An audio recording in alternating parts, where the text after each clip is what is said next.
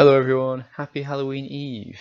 I don't know if that's a thing, but if it isn't, happy Halloween Eve anyway.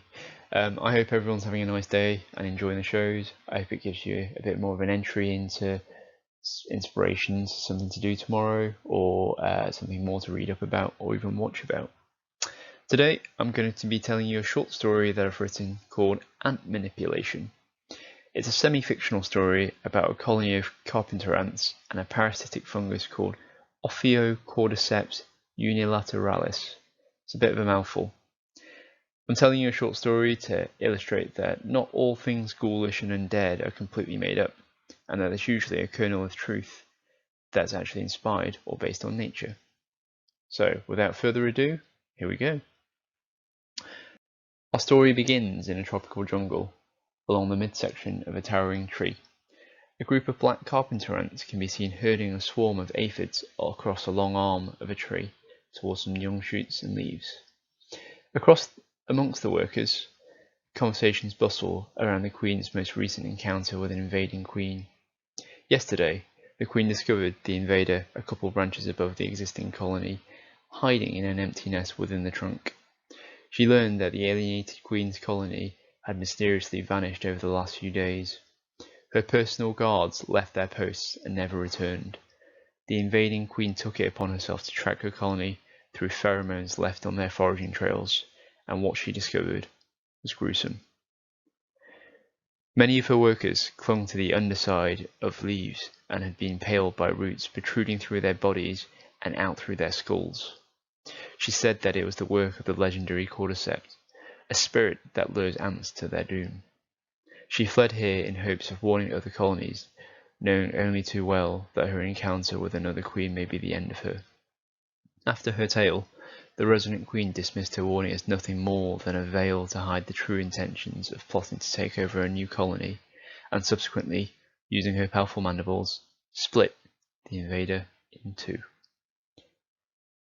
After the queen returned home, she informed her colony that she killed a rival queen that was intent on dethroning her, and asked that everyone remain vigilant and report any sightings of any other colonies encroaching on their territory. Since that morning, every ant has been on high alert. The aphids finally reach the leaves at the end of the branch. They begin to spread out and systematically cover every inch of green vein exposed on the leaves. As they begin to feed, they begin to slowly excrete a small clear globule from their rear, honeydew. As they continue to feed for longer, these honeydew balls begin to grow larger. As the ants wait patiently to harvest the liquid gold, a fine mist begins to fall around them. As the ants sense the weather beginning to change, they collect up their prize and begin herding the aphids back to the nest. On their journey back, small dust-like particles begin to settle on the ants and the herd, sticking like chewing gum to a table. The ants pick up the pace and push the herd on. Within inches of reaching the nest entrance, the entire group stops still. The wind swirls around the group, and the mist begins to clear. The ants and aphids remain completely still. Out from the nest come two soldier ants. These two much larger ants were confused by the scene and began moving closer to the group. One soldier moves one of the workers' mandibles aside with their own. The larger ant tries to communicate with the worker ant using mouth-to-mouth contact. The worker doesn't move.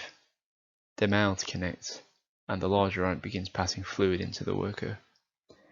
A moment passes, and suddenly, the worker's mandible clamps around the head of the larger ant, attempting to keep it in place. Before the larger ant could push away, several more workers spring into action and clamp their mandibles around the larger ant's body, lifting the ant up in the air. Simultaneously, the remainder of the workers overwhelm and trap the other soldier. The aphids then move as one large mass and swamp over both soldiers, covering every inch of them, preventing any escape. With the sun setting and darkness looming, the entire group move down the trunk as one entity, carrying the soldier ants down into the depths of the forest floor. As night falls, the Queen gives orders to forget the lost workers and flock, and instead order half her soldiers to focus on foraging. The foraging group emerges from the hole and scatter in every direction, searching for anything edible. Over 2 hours later, the soldiers gradually return with a feast of insect body parts. Just as the colony begins to feed, the soldiers turn towards the doorway, where the 2 captured soldiers from earlier appear. The 2 soldiers explain that they were ambushed and captured by the workers, who were under the influence of another queen. They said that they escaped by overpowering the workers and came back to report the location of a new invading army. The queen, hearing this news, orders her entire army to follow the 2 soldiers and remove the threat. A few hours later, the queen hears the growing sound of marching footsteps. Moments later, her soldiers appear through the hole. They reported that the enemy colony had been vanquished and that they had found a safer and larger nesting site. The queen agreed to visit the site and follow the soldiers out of the nest. Once outside, the queen was escorted across the long branch to where the flock fed earlier today. Halfway across the branch, the queen noticed a group of small ants and green insects congregating at the end. Moving closer into view, she recognized that they were her workers and flock that went missing. Her suspicions grew as she began to realize that there was no nesting site at the end of the tree arm. She began to turn, and as she did, her soldiers pushed her forwards. Due to her substantial size, she was able to resist momentarily before being overwhelmed by the strength of her swarm. As the queen and her escorts reached the edge of the branch, she was restrained and lifted up vertically to view what was above her. It was there that she saw the head of the queen she had severed just yesterday on the underside of a leaf. Except there was something else there. A root piercing through the head with a ball on the end. As she recognized the truth of the warning given to her, she realized that the cordyceps was real. The ball opened and spores rained down in a fine mist. Well, I hope that wasn't too scary for anybody, and I hope you enjoyed the story. As I said, it's a semi-fictional story, so I'll go through what's true about the parasites. But just to say, I don't think there are any zombie colonies of ants going out there, killing their own queens, but I could be wrong. Any scientists out there that are studying cordyceps, please do let me know. I'd be very interested to find out. But as you can see in the picture, you've got a leaf with half an ant and a fungal root coming out the back of its head. That half an ant probably would be a full ant, but the root system probably wouldn't be too far off. So the root does start to sort of rain spores down onto the ground, catching any ants that are passing by, or if any ants do pass by where there are spores already on the ground, those spores will latch onto those ants and stick to their outsides.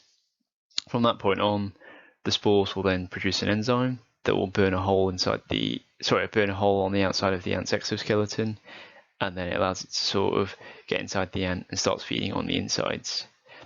From that point on, it'll create roots within the ant's body, taking control of its central nervous system. There's been a little bit of debate as to whether the fungus releases a chemical to control the ant's brain or whether it just impairs it.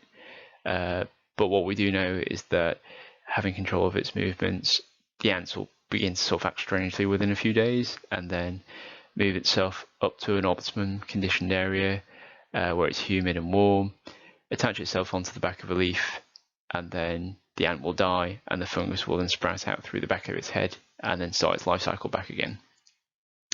The interesting thing about the relationship between this species and ants, I imagine this will interest you as well, is the fact that it doesn't actually wipe out entire species nor necessarily colonies, and that's because some carpenter ants have actually developed an evolutionary standpoint where they actually live on higher ground, they actually live on trees, so the fungus doesn't always catch many of them, but yeah, it's just a nice little balance there, I suppose.